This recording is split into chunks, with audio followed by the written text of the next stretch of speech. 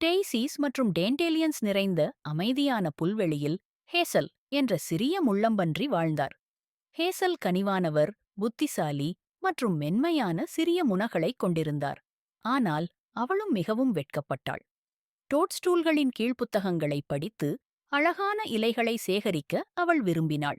ஆனால் மற்ற விலங்குகள் அருகிலேயே விளையாடியபோது ஹேசல் தனது வசதியான புரோவில் மறைந்து தூரத்திலிருந்து பார்ப்பார். ஒரு சன்னி காலை விலங்குகள் ஒரு புல்வெளி திறமை நிகழ்ச்சியைக் கொண்டிருக்க முடிவு செய்தன. எல்லோரும் உற்சாகமாக இருந்தார்கள்.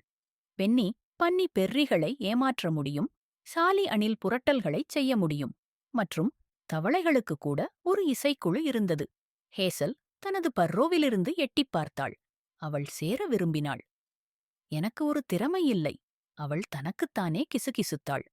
அவர்கள் என்ன பார்த்து சிரித்தால் என்ன செய்வது? ஆனால் அன்றிரவு ஹேசல் குளத்தின் அருகே ஒரு கதையை தனக்குத்தானே சத்தமாக வாசித்தபோது ஒரு சிறிய விலங்குகளின் ஒரு குழு அவளுக்குப் பின்னால் கூடி வருவதை அவள் கவனிக்கவில்லை. அவள் முடிந்ததும் அவர்கள் கைத்தட்டி உற்சாகப்படுத்தினார்கள். அது ஆச்சரியமாக இருந்தது. பென்னி கூறினார், திறமை நிகழ்ச்சியில் நீங்கள் அதை படிக்க வேண்டும். ஒரு சுட்டியை கவரும். ஹேசல் மழுங்கடிக்கப்பட்டு ஒரு சிறிய பந்தில் சுருண்டார். நான் மிகவும் வெட்கப்படுகிறேன். ஆனால் அடுத்த நாள் எல்லா விலங்குகளும் அவளுக்கு உதவின.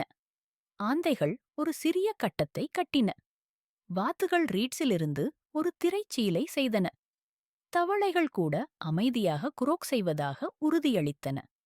அன்று மாலை ஹேசல் கூட்டத்திற்கு முன்னால் நின்றார். இதயம் துடித்தது.